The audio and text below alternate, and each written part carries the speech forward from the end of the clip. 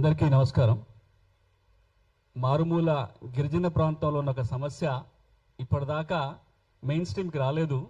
ఇక్కడ కూర్చున్న గిరిజన మిత్రులందరూ వాళ్ళ సమస్య ఇది వాళ్ళ సమస్య కాదు, రాష్ట్ర సమస్య అని ఒకసారి మనందరి ముందుకు తేవడానికి ఇక్కడ మాట్లాడటానికి మీ ముందు నిలబడ్డారు, మీ ముందు కూర్చొని మాట్లాడారు. ఎక్కువ సమయం తీసుకోను, ఎందుకంటే ఇక్కడ కూడా ఒక గంట పరిధి ఏదో ఉన్నట్లుంది. ఆ సమయంలోనే మనం చెప్పాల్సినంత మాట్లాడాలి. ఇది ప్రారంభం మాత్రమే. చాలా కీలకమైన సమస్యను ఈ రోజున గిరిజన సమాజం రాష్ట్రం ముందట, రాష్ట్ర ప్రజల ముందు ఉంచుతుంది. దాని లోతు అర్థం కావాలంటే ఒక 2 ముక్కలు చెప్పిన తర్వాత ఈరోజు ఎజెండా 2 మాటలు మాట్లాడతా. ఏదైతే మనం ఏజెన్సీ ప్రాంతము, గిరిజన ప్రాంతము, షెడ్యూల్డ్ ప్రాంతం అంటామో తెలంగాణ రాష్ట్రంలో ఉమ్మడి 3 జిల్లాల్లో ఉంది. ఆదిలాబాద్ జిల్లా, వరంగల్ జిల్లా, ఖమ్మం జిల్లా, అదేవిధంగా మహబూబ్ నగర్ జిల్లాలో ఒక మండలం, 2 మండలాలు ఉంటాయి. ఈ ప్రాంతాలలో ఏజెన్సీ ప్రాంతాలలో సమస్యలు ఉంటే ఎవరు పరిష్కరించాలి అనే దాని మీద ఇప్పుడు ఒక చిన్న సమస్య. ఇప్పుడు మనందరి మైదాన ప్రాంతాల్లో ఏజెన్సీ ప్రాంతం కానట్లయితే సివిల్ సమస్య ఉంటే సివిల్ కోర్టులు పరిష్కరిస్తాయి. క్రిమినల్ కేసులు, నేరాలు ఏమైనా జరిగి ఉంటే క్రిమినల్ కోర్ట్స్కి వాటి అధికారం ఉంటుంది. నిన్న మొన్నటి దాకా అంటే 2004 సంవత్సరం వరకు కూడా ఉమ్మడి ఆంధ్రప్రదేశ్ రాష్ట్రంలో ఏజెన్సీ ప్రాంతంలో సివిల్ కేసులైనా, క్రిమినల్ కేసులైనా, రెవెన్యూ కేసులైనా రెవెన్యూ అధికారులే పరిష్కారం చేసేవాళ్ళు. కోర్టు వ్యవస్థ ఏజెన్సీ ప్రాంతంలో లేదు. సివిల్ కోర్టు చట్టం ఏజెన్సీ ప్రాంతానికి వర్తించదు. ఏజెన్సీ డిస్ట్రిక్ట్స్ యాక్ట్ అని 1874లో వచ్చిన చట్టం, 1874 ఏజెన్సీ జిల్లాల చట్టం కింద 1924లో వచ్చిన ఏజెన్సీ రూల్స్ ప్రకారము పూర్తి అధికారాలు తహసీల్దార్కి, ఆర్డీఓకి, జిల్లా కలెక్టర్కి ఉన్నాయి. వాళ్ళే పరిష్కారం చేస్తారు. భూములకు సంబంధించిన రెవెన్యూ సమస్య అయినా, ఓ క్రిమినల్ తగాదా అయినా, ఓ సివిల్ తగాదా అయినా వాళ్ళే పరిష్కారం చేయాలి. దీని మీద 2000 సంవత్సరం 2004 ఆ 4 ఏళ్ల మధ్యకాలంలో చాలా కేసులు అయినాయి. హైకోర్టు, సుప్రీంకోర్టు దాకా వెళ్ళి సుప్రీంకోర్టు వారు ఏం చెప్పారంటే, ఇది ఇలా అన్యాయం జరుగుతుంది, క్రిమినల్ జ్యూరిస్డిక్షన్ కనుక మనం ఏజెన్సీ ప్రాంతాలు ఇవ్వకపోతే ఏజెన్సీ ప్రాంతానికి కూడా మైదాన ప్రాంతంలో వర్తించిన క్రిమినల్ చట్టాలను వర్తింప చేయకపోతే వాళ్ళకి ఇబ్బందులు అవుతున్నాయి, బెయిల్లో ఇబ్బందులు అవుతున్నాయి, జైళ్లలో దీర్ఘకాలం మగ్గిపోతున్నారు. కాబట్టి ఏజెన్సీ ప్రాంతంలో కూడా క్రిమినల్ కోర్టు ఉండాలి అని ఒక తీర్పు వచ్చిన తర్వాత ఉమ్మడి ఆంధ్రప్రదేశ్ రాష్ట్రంలో ఒక కమిటీ ఏర్పాటైంది. ప్రొఫెసర్ కృష్ణకుమారి గారి ఆధ్వర్యంలో ట్రైబల్ డిపార్ట్మెంట్ వాళ్ళు ఒక కమిటీ వేశారు. ఆ కమిటీ చర్చ అంతా అయిపోయినాక ఒక జీవో జారీ చేసుకుంటూ ఏజెన్సీ ప్రాంతాల్లో క్రిమినల్ కోర్టులు ఎస్టాబ్లిష్ అయినాయి. 2004 నుంచి ఒక 22 ఏళ్ల కింద అప్పటిదాకా లేనట్టుగా రెవెన్యూ అధికారుల నుంచి క్రిమినల్ అధికారులను తొలగిస్తూ కొత్తగా కోర్టులు ఏర్పాటు చేసి కోర్టు పరిధిలోకి వచ్చింది. కానీ సివిల్ వివాదాలు ఏవైతే ఉన్నాయో అవి ఏజెన్సీ కోర్టులకే కంటిన్యూ అవుతూ వస్తున్నాయి. ఇది ఒకటి మనం అర్థం చేసుకోవాలి.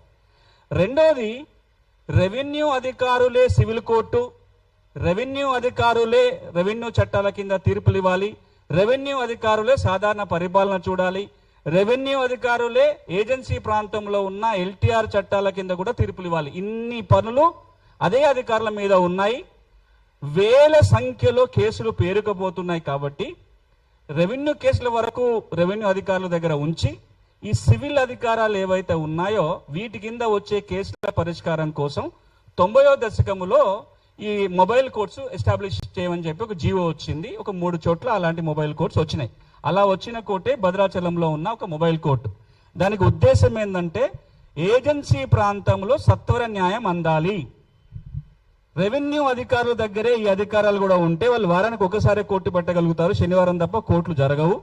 వాళ్ళకి ఇతర పని ఒత్తిళ్లు ఉంటాయి. కాబట్టి మనం ప్రత్యేకంగా ఒక మొబైల్ కోర్ట్ అని ఏర్పాటు చేస్తూ వాళ్ళకి అధికారాలు ఉన్నాయి. ఇది రెండోది మనం అర్థం చేసుకోవాల్సిందే. మొబైల్ కోర్ట్ నడుస్తూ ఉండే.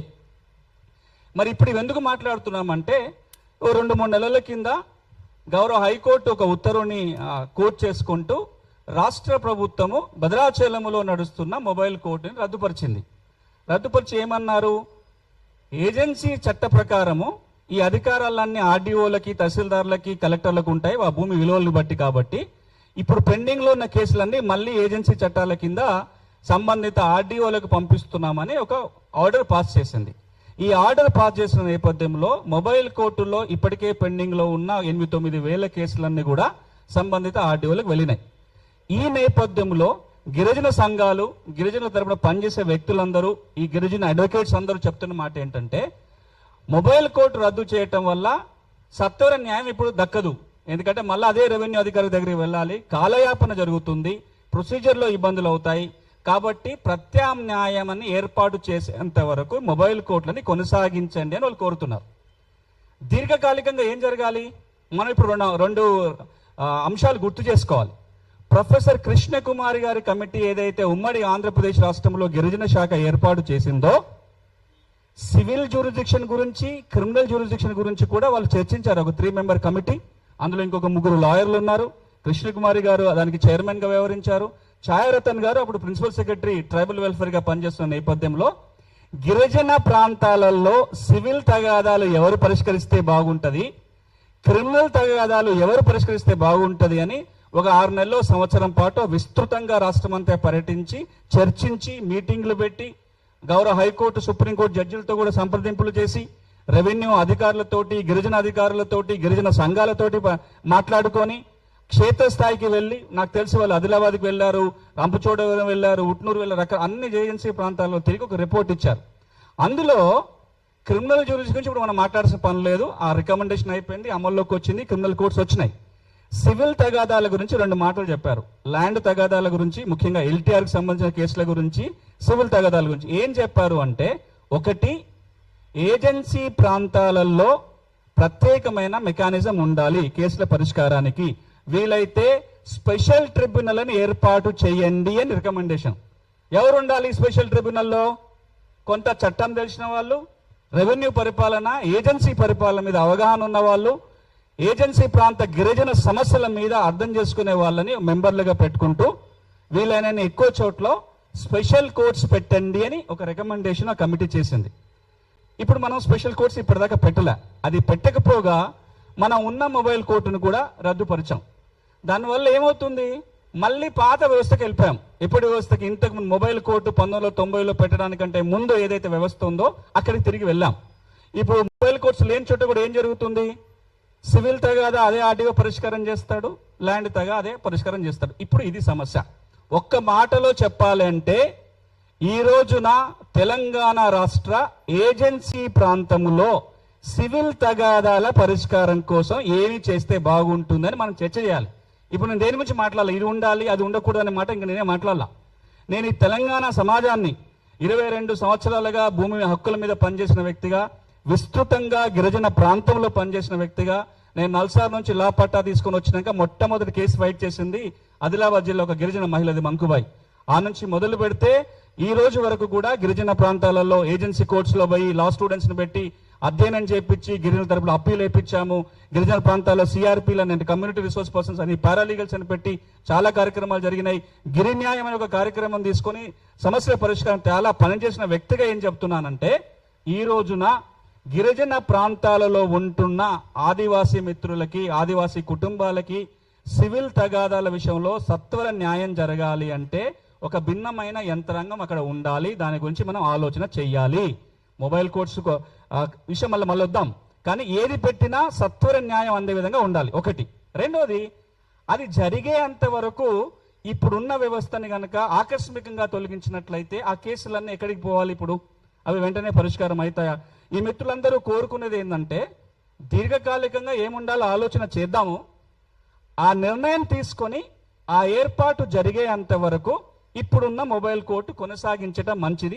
అక్కడ మాత్రమే కాదు, వీలైతే ఉట్నూరులో ఒకటి, ఏటునాగరంలో ఒకటి, అచ్చంపేటలో కూడా ఇక్కడ అవసరం ఉంటే ఆ మహబూబాబాద్ జిల్లాలో కూడా ఏర్పాటు చేసినట్లయితే కేసులు పరిష్కారం అవుతాయని ఇంకొక 2 మాటలు చెప్పి ముగిస్తాం. మరి ఎందుకు రద్దు చేయాల్సి వచ్చింది ప్రభుత్వం ఈ జీవోని? 1990లో తీసుకొచ్చిన జీవోని ఈ రోజున రాష్ట్ర ప్రభుత్వం ఎందుకు తొలగించాల్సి వచ్చింది అంటే, ఒక తీర్పులో గౌరవ హైకోర్టు ఒక 20 ఏళ్ల కింద ఒక తీర్పులో ఏం చెప్పారంటే, మీరు ఏ జియో ప్రకారం అయితే మొబైల్ కోర్టుల ఏర్పాటు చేశారో ఆ జియోకి నిర్ణీత కాల పరిమితి ఉంది. మీరు 1 సంవత్సరం కోసం ఏర్పాటు చేశారు, మళ్ళీ ఒక 4 సంవత్సరాలు ఎక్స్టెండ్ చేశారు. కాల పరిమితి దాటిపోయినాక కొనసాగుతుంది కాబట్టి ఆ మొబైల్ కోర్ట్స్కి వాల్యూ లేదు అని ఒక మాట చెప్పారు. రెండోది, మొబైల్ కోర్టులో ఉన్న వాళ్ళు క్వాలిఫైడ్ పీపుల్ కాదు కదా, జ్యుడిషియల్ పర్సన్స్ కాదు, చట్టాలు తెలిసిన వాళ్ళు కాదు, రెవెన్యూ అధికారులనే మొబైల్ కోర్టులో పెడుతున్నారని. రెండో మాట కాసేపు పక్కన పెడదాం, ఎందుకంటే మీరు ఏజెన్సీ కోర్ట్స్కి పోయినా మళ్ళీ అదే ఆర్డీఓలు తీర్పిస్తారు కాబట్టి. ఇక్కడ గౌరవ హైకోర్టు ఇచ్చిన తీర్పులో టెక్నికల్ అంశం మీద వెళ్ళిందే తప్ప దీని ఇతర లోతుపాతుల చర్చ ఇక్కడ జరగల. కేవలం టెక్నికల్ రీజన్ ఏంటి, జీవోల కాల పరిమితి ఉంది కదా, కాల పరిమితి దాటిపోయింది కాబట్టి మీరు ఎందుకు కొనసాగిస్తున్నారని. ప్రభుత్వం ఇప్పుడు ఏం చేసి ఉండాల్సింది అంటే ఆ జీవోని ఎక్స్టెండ్ చేసి ఉండొచ్చు. ఆ జీవోలో ఇంకేమైనా టెక్నికల్ ఇబ్బందులు ఉన్నట్లే దాన్ని అధిగమించడానికి ఒక అవకాశం ఉంటుంది. కానీ ఇది ఏదో చాలా విస్తృతంగా చర్చ జరిగి తీసుకున్న నిర్ణయం లాగా కనిపించలేదు, అదే మన మిత్రులు కూడా చెప్తున్నారు. సో ఈ నేపథ్యంలో నా దృష్టిలో ఒక లాయర్గా 22 సంవత్సరాల పాటు గిరిజన కుటుంబాలతో పనిచేసిన వ్యక్తిగా తెలంగాణ సమాజం ముందు 2 అంశాలు ఉంచుతున్నా మీ ద్వారా. ఒకటి, తెలంగాణ ఏజెన్సీ ప్రాంతంలో భూమి తగాదాలు, సివిల్ తగాదాలకి మొబైల్ కోర్టుని తాత్కాలికంగా కొనసాగించుకుంటూ దీర్ఘకాలంలో ఎలాంటి వ్యవస్థ ఉంటే బాగుంటుంది, స్పెషల్ ట్రిబ్యునల్ ఏర్పాటు చేయటమా, సివిల్ కోర్టుని అక్కడ ఏర్పాటు చేయటమా, ఇంకొక నిర్ణయం జరగాలి, దీని మీద ఆలోచన జరగాలి. 2, అప్పటి వరకు తాత్కాలికంగా ఇప్పుడున్న వెసులుబాటుని కొనసాగించుకుంటూ ఉండాలి. 3వది, ఏ కోర్టు పెట్టినా, ఏ ట్రిబ్యునల్ ఏర్పాటు చేసినా, ఇంకేం చేసినా గిరిజన ప్రాంతాల్లో ఆ రైతులకి, ఆ గిరిజన కుటుంబాలకి తగిన ఉచిత న్యాయ సహాయం అందించగలిగితేనే ఆ కోర్టులో న్యాయం చేసుకోగలుగుతారు. మీరు కోర్టు ఏర్పాటు చేశారు కరెక్టే, ఆడ దరఖాస్తు పెట్టుకోవడానికో, ఆడ కోర్టు ఫీజు కట్టుకోవడానికో, లాని కూడా పెట్టుకోవడానికి అవకాశం లేని వాళ్ళకి ఏం చేయాలి?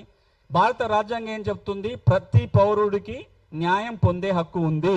ఎవరు కూడా ఆర్థిక కారణాల వల్లనో మరో కారణాల వల్లనో అన్యాయానికి గురి కాకుండా చూడాల్సిన బాధ్యత ప్రభుత్వాల మీద ఉంటుంది. అందుకోసమే లీగల్ సర్వీస్ అథారిటీ యాక్ట్ వచ్చింది. గిరిజనులకి ఉచితంగా న్యాయసాయం ఇవ్వాలని చట్టం చెప్తుంది. ఐటీడీఏలో ప్రత్యేక పథకాలు ఉన్నాయి. ఆ పథకాల ద్వారా గిరిజనులకి ఉచితంగా న్యాయసాయం అందే ఏర్పాటు మనం చేయాలి. ఇది మొబైల్ కోర్టుకు సంబంధించిన అంశం. ఇంకొకటి, మిత్రులు ఇక్కడ భూమి సమస్య, భూభారతి గురించి కూడా మాట్లాడారు కాబట్టి 2 ముక్కలు చెప్తా. భూభారతి చట్టం ఏదైతే కొత్తగా రాష్ట్ర ప్రభుత్వం తీసుకొచ్చిందో ఆ చట్టం చాలా స్పష్టంగా ఉంది. గిరిజన చట్టాలకు లోబడే ఉంటుంది. గిరిజన ప్రాంతాలలో గిరిజన చట్టాలకు లోబడి ఎవరెవరికైతే చట్టబద్ధంగా భూమి ఉందో వాళ్ళకి భూభారతిలో పేరు ఉండాలి, పాస్బుక్ రావాలి. ఒకవేళ భూమి ఉండి రికార్డులకు వచ్చి పాస్బుక్ వచ్చి తప్పులుంటే గనక సరి చేసుకోవడానికి భూభారతిలో ఇప్పుడు అవకాశం దొరికింది. రాబోయే రోజులలో ఎక్కడైనా సరే ఎల్టీఆర్ చట్టాన్నో మరో చట్టాన్నో ఉల్లంఘించి గనక రికార్డులో వచ్చి ఉంటే గనక వాటిని తొలగించడానికి కూడా భూభారతి చట్టం అవకాశం కల్పిస్తుంది. అంతేకాదు భూభారతి చట్టంలో ఉచిత న్యాయ సహాయం అందించడానికి కూడా పథకం ఉంది. కానీ ఇక్కడ ఇబ్బంది ఎక్కడ వస్తుందంటే, ఈ చట్టం అమలు కావాలంటే రెవెన్యూ యంత్రాంగం గ్రామానికి పోవాలి. సాధారణంగా మన మైదాన ప్రాంత మండలాలలో ఒక మండలంలో 15 గ్రామాలు 20 గ్రామాలు ఉంటే పెద్ద మండలం. కానీ ఏజెన్సీ ప్రాంతాలలో 80 గ్రామాలు 120 గ్రామాలు 160 గ్రామాలు ఉన్న ఏజెన్సీ మండలాలు ఉన్నాయి. అక్కడ ఏం చేయాలో మేము పుట్టల భూపతి అని ఒక గిరిజన గ్రామంలో చేసి చూపించాం. ఇప్పుడు మహబూబాబాద్ జిల్లా గంగారం మండలం పుట్టల భూపతి అనే గ్రామంలో గిరిజన కుటుంబాల సహాయ సహకారంతో రికార్డులన్నిటినీ ప్రక్షాళన చేసి రీసర్వే చేసి రాళ్లు బాతాము. అది నేను స్వయంగా చేసిన కార్యక్రమం. ఆ తర్వాతనే బూరికాళ్ల ప్రక్షాళన రాష్ట్రంలో మొదలైంది. నేను కోరుకునేది ఏంటంటే, పుట్టల భూపతి గ్రామంలో ఎట్లయితే గిరిజనుల యొక్క భూ సమస్యల పరిష్కారం అయిందో అట్లా కనుక చేయగలిగితే భూభారతి ద్వారా చాలా సమస్యల పరిష్కారానికి అవకాశం ఉంది. ఇక చివరిగా ఎల్టీఆర్ విషయానికి వచ్చినట్లయితే ఒక్క మాట గుర్తు చేస్తా. ఇప్పుడు నేను కూర్చొని ఎల్టీఆర్ చట్టాన్ని ఎట్లా అమలు చేయాలి, ఏం చేయాలి, ఇబ్బందులు మాట్లాడే కంటే గిరిగ్లాని గారు ఒక రిపోర్ట్ ఇచ్చారు. తెలంగాణలో మనం